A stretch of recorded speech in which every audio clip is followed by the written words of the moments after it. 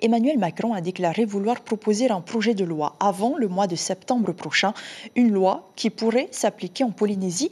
Les détails avec Ismaël Tahiata et Marcel Bono.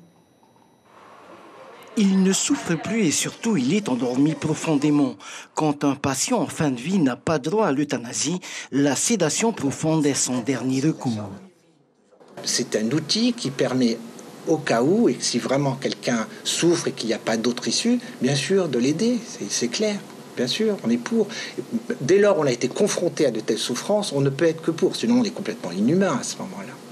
D'un point de vue théologique, la vie appartient à Dieu et non à l'homme. L'Église catholique est opposée au fait de donner la mort.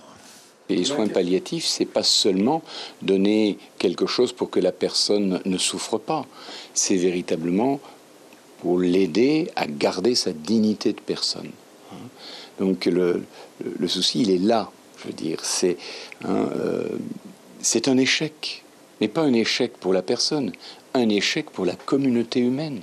Que quelqu'un vienne dire finalement, je ne trouve rien, je ne trouve personne, je ne trouve pas une communauté pour m'accompagner dans cette étape de ma vie qui est la maladie et qui est la souffrance.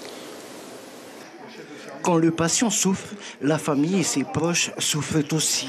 Difficile pour eux de se résigner à le laisser partir pour autant.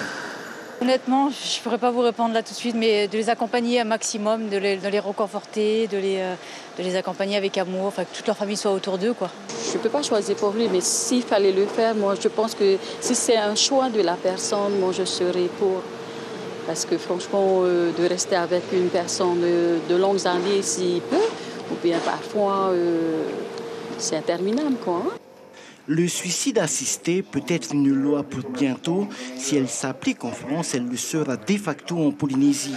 Le ministre Jacques Raynal rappelle lui de son côté que plusieurs lois ont déjà été votées en France pour apaiser le débat. L'information en continu sur Polynésie la première, Internet et réseaux sociaux.